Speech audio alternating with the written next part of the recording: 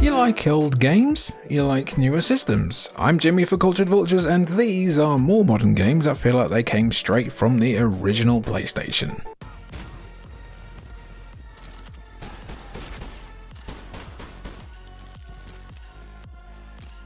Chaps, we're barely into 2025 and I'm pretty sure I found one of my games of the year already. Developed by James Dornan, Cruel is a brutal FPS roguelite, please no eye rolls at the back, that feels like a blend of Hexen, Blood, Hotline Miami and Post Void. You have to climb 10 increasingly tricky floors in a low poly crusty arse building littered with cultists, angry bold blokes and monkeys for some reason, but it's pretty cool, with the ultimate goal of killing your mortal enemy, who for your own narrative purposes can be Janice from Friends.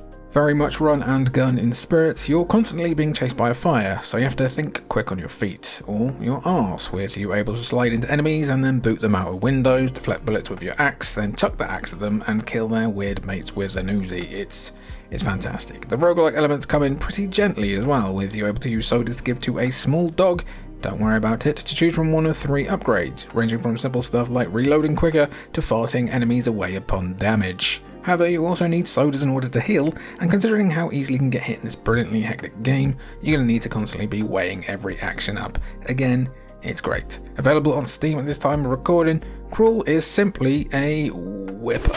It is a boomer shooter on the strongest of acid, and I really cannot recommend it enough.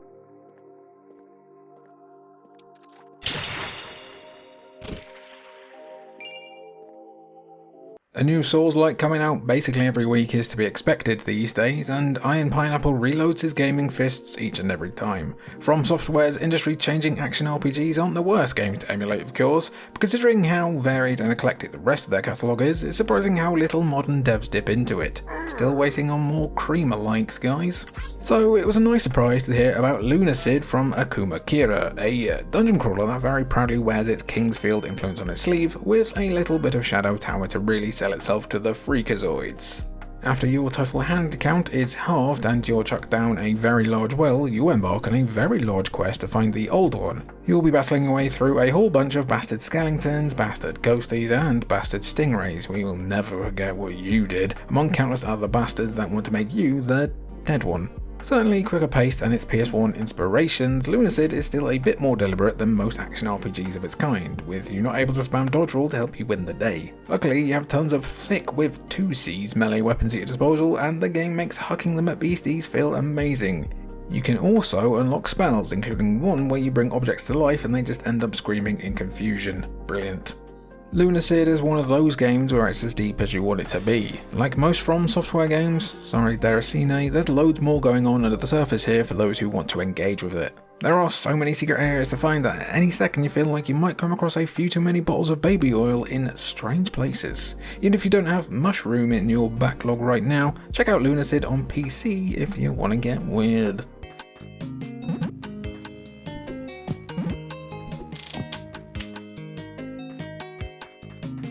Honestly, psilosybil looks more like a PS1 game than most PS1 games, and even more than its most obvious inspiration, Crash Bandicoot. That's quite impressive really, and Bad Vertex has done an incredible job of bringing back those vibes. It has big Net Your Rose energy, and I love that for it. You play as Sybil, a mushroom lady whose partner is stolen by a bunch of angry boars who just seem to stand there, menacingly. To get him back, you'll be travelling between different levels from an overworld map, jumping on and over stuff, and also punching smart guys in the mouth. psilosybil has good music, vibes, and just a general aesthetic. It's as faithful as one of these games could ever get, and you can even use outfits inspired by other PlayStation icons like Lara Croft and Crash himself. However, I just wanted to show you a specific sequence, real quick, all on its own.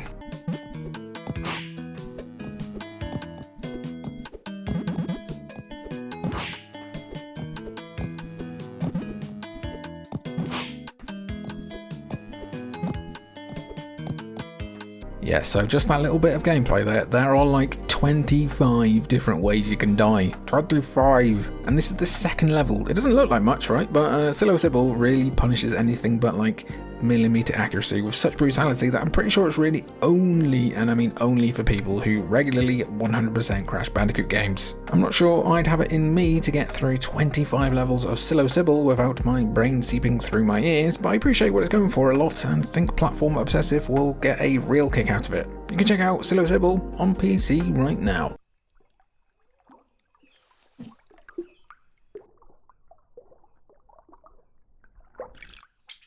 So, you'd struggle to say the PS1 was famous for its fishing games, right? For some reason, I always see it as very much a Dreamcast and then PS2 kind of genre. I can already tell there are action bass fanatics who are already swimming their way down to the comments, but let me tell you about Mysteries Under Lake Ophelia first before you have a little nibble at me.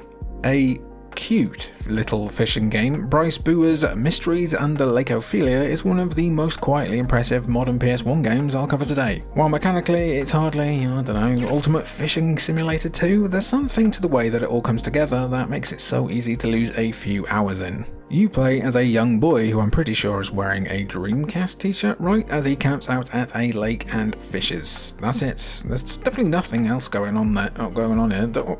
Nothing sinister deep in the lake, and that makes my toes feel weird. No, sir.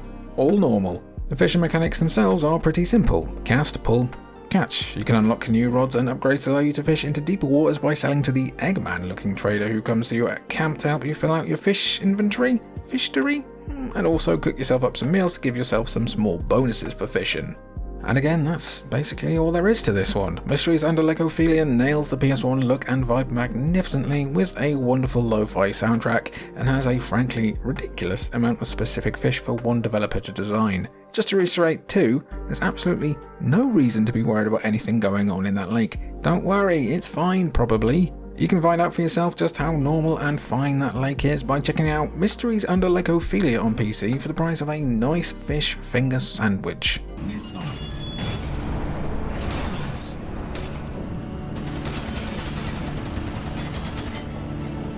Considering how often I rabbit on about F-Zero, it's quite surprising that I don't often bring up Wipeout. These fast-paced races are kinda cousins, after all, and it's just as weird that Sony hasn't even bothered to do anything new with Wipeout in the same way that Nintendo hasn't with F-Zero. Until Wipeout is possibly woken up one day maybe from the PlayStation tombs though, BallisticNG is probably the next best thing. While it's just about on the edge of still being classed as a modern game, seeing as how it came out in 2018, basically 20 years ago at this point, I'm glad it slid as they are still updating this thing. The most recent update came out in December 2024. BallisticNG is not afraid of showing off how much it's inspired by Wipeout, with even the developer being called Neognosis being a very obvious nod to the now long gone Psygnosis, rest in peace, responsible for melting off many teenage faces in the 90s and early 2000s.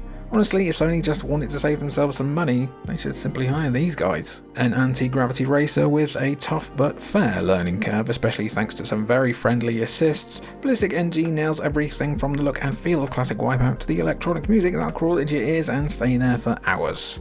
BallisticNG is absolutely packed with content, from modes to ships to classes to tracks to track editing to weapons to VR and even multiplayer if you truly hate yourself a bit. It's available right now on PC. If you want a slightly different flavour of anti-grav racer, be sure to check out Red Out as well.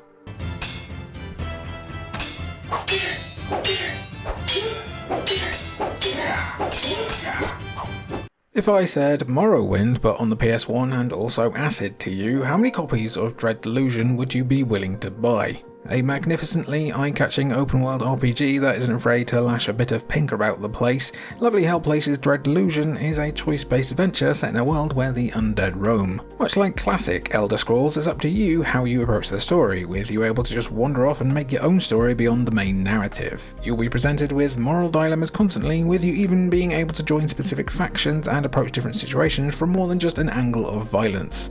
It nails the wonder of exploration better than a lot of AAA open-world games, and even leans on old-school mechanics while lacking modern crutches to make every inch of exploring this bonkers world feel meaningful. Dread Delusion looks gnarly with its PS1 polygon wobbling and low texture models we've come to love, though you can give those a fiddle if they're a bit overbearing for you. And bear in mind, you don't always need to do things the right way here either. If you missed the early 2000s era of role-playing games where everything wasn't spelled out in painful detail, this is the weirdo for you. Had Dread Delusion come out during the initial run of the PlayStation, it probably would have been among the console's very best RPGs.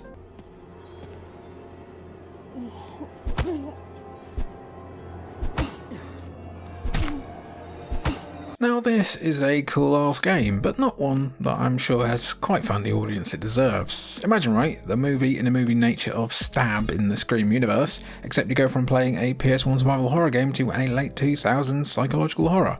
The basic gist of Among Ashes is that you're playing as a teenager who's home alone when they're recommended a free game called Nightcall by a friend from a sketchy forum. Nightcall is a classic PS1 horror like Resident Evil, but from a first-person perspective that feels very authentic, right down to the recorded in a tin can submerged in beans audio quality of the dialogue. However, it gets super interesting when it comes to your interactions outside of Nightcall, with your friend even popping up to give you puzzle hints on your messenger app that's very much meant to be like MSN. This pretty brilliantly reminds you that you're playing a game within a game, and then you can take a step back from your classically chunky IBM computer and realise that there's something not quite right in your apartment. Among Ashes is a brilliant idea, and Nightcall just on its own with its brutal resource management requirements would be a solid horror, but chuck in the extra meta wraparound and it's honestly yet another example of how horror is the place to be to find most innovation in gaming these days. Check out Among Ashes on PC and PS5.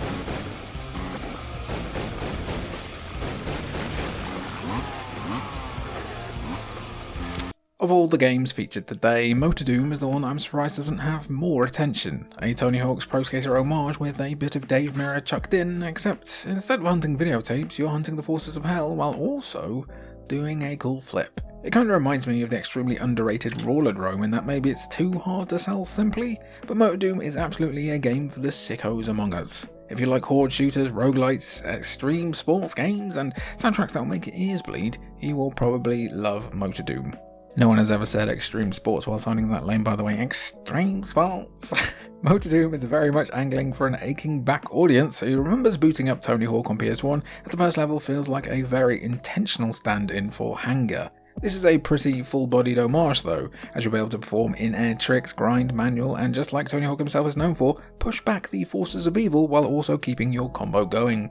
Motordoom has a very interesting survivors-like loop in which the higher points you score, the quicker you can choose one of 3 special skills that let you do things like shoot flames out your vehicle, hit harder, etc. The riders themselves all have different baked-in abilities too, including one that just shoots demons for you. You can even unlock permanent add-ons for your vehicle over time, which is neat and makes you feel like you're making more progress than in most rogue-likes. Motordoom is a lot all at once, and that, along with its brutal thrash punk soundtrack, I think. I'm old and uncool. Makes it probably not for everyone, but Motordoom is still a fun concept that you can check out right now on PC. It's pretty cool on Steam Deck, just a heads up.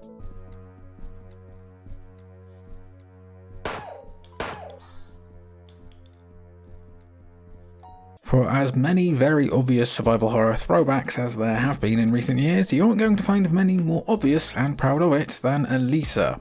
Developed by Casper Crows, you'll realise this is very much meant to feel like a lost PS1 game the second you notice that the resolution defaults to 480p with a 4:3 aspect ratio on top of tank controls. Chuck in what might be some intentionally poor voice acting, and this is basically the artist of survival horror games, but a bit less wanky. Playing like a mix of Resident Evil, Alone in the Dark, and Alice in Wonderland, Alisa pits you as the titular Alisa after she wakes up in a strange mansion after chasing a very naughty person down. The game waits about 8 seconds before the first mechanical enemy turns around at you, almost exactly like the first zombie in Resi 1, and you should know what to expect from there. Alisa is extremely faithful to survival horror of the late 90s, down to the pre-rendered backgrounds and awkward controls, though you can switch to slightly less clunky modern controls if you like. Even has a weird merchant-like in Resident Evil 4, but to mix things up, the game does include costumes to improve Alisa's stats, and also a fishing minigame?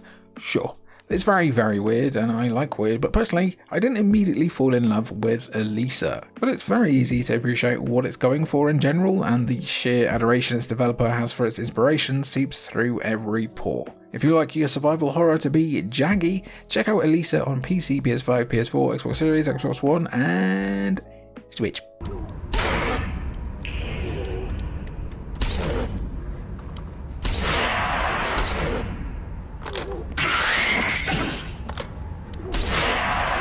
I've said it before, but I'll say it again. This is probably the best ever era for horror games, especially if you're willing to dip out of the mainstream, as proven with Alisa. Horror as a whole has always tried new things, and you won't find a game quite like Sorry We're Closed anywhere else.